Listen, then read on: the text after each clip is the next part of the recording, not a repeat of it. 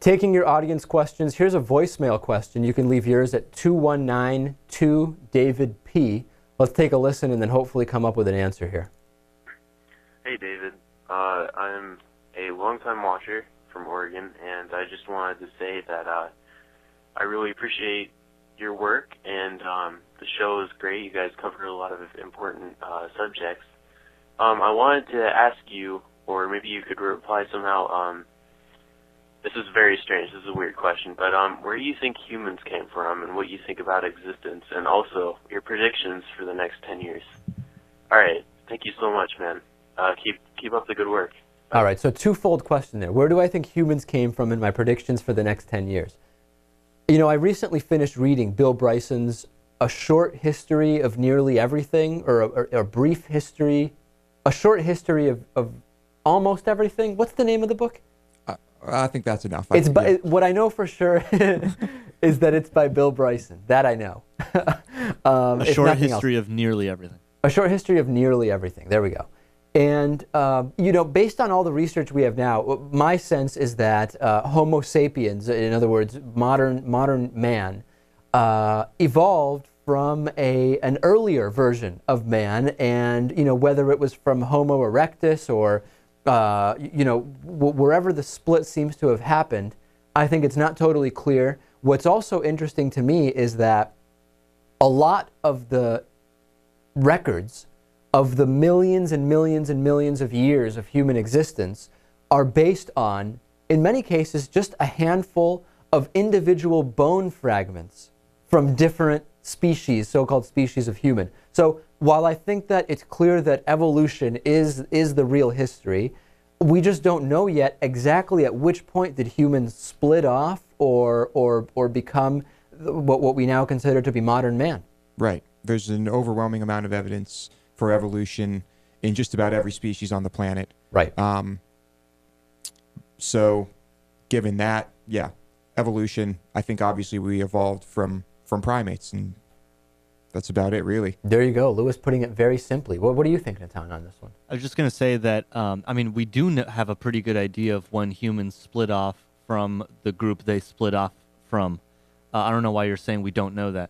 No, what there is still debate on, because it's often, the book really outlines interestingly that what many things that are now considered just kind of fact, we may be slightly off on because they're based on very often one or two fossils, which may be all that's left from a period of 500,000 years, for example.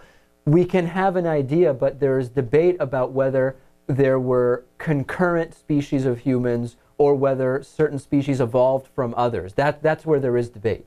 Yeah, I would argue with the way you're describing it, like humans referring to Homo sapiens in their current form. Right. Yeah, we have a pretty good idea of when they split off. There are other species, intermediate species between, say, apes and humans that have been found recently. The debate is whether they are so-called intermediate or they are at the same point in the genealogical chain and were concurrent, but simply not as advanced. Right, and also the debate is whether they were smarter than we previously thought, like with Neanderthals, say. Right. There's evidence now that they're a lot smarter than was previously thought. Right. And whatnot. One of the most fascinating things actually from that book, not to get off on the book, but there is an area where there are countless basic tools, basically axes made from very heavy stones. And those stones are not from nearby. In other words, those stones were carried from kind of far away and brought there. And we don't know at this point, Lewis, why and how this society brought these heavy stones to this one area where they were turned into axes. And we don't know why there are absolutely no human remains in that area, but we do have the stones. It's fascinating, really, when you start looking into it, everything that can be found about this. Oh, yeah, absolutely. And things like Stonehenge, too. It was just discovered that those stones came from quite a far distance away. Right. The pyramids, everything. As far as the next 10 years, I mean, what do you predict for humanity the next 10 years? You mean other than like a nuclear holocaust? Sure. You know what? That's about all I've got. I don't know where things will go. You know, we've talked on the show a lot about, are humans still evolving, not in the biological sense, but more in the societal sense, given all of the technological developments. I don't really know. I don't know what to expect. I think technology is going to be a bigger and bigger part of everyone's lives. We also have this concern coming up in the next 10 or 15 years that we need some new kind of antibiotic. I don't know if you're familiar with this, Lewis, but basically we have the penicillin-based antibiotics, and then the ones that are, I forget the family, but it's the type that Levaquin is part of. And while we are developing new variations of them, it's basically the same types of antibiotics. And some research I've read says in 10 to 15 years, we're going to have a population that is broadly resistant to the types of antibiotics that exist. What will happen with that? That could be a factor in the next 10 years of humanity, potentially. Right. I mean, how hard would it be to develop new antibiotics? I don't know. It would be hard for me because I know nothing about it. Same here. Maybe right. for some other people, they could do it. Yeah, let's hope so. Let's hope so.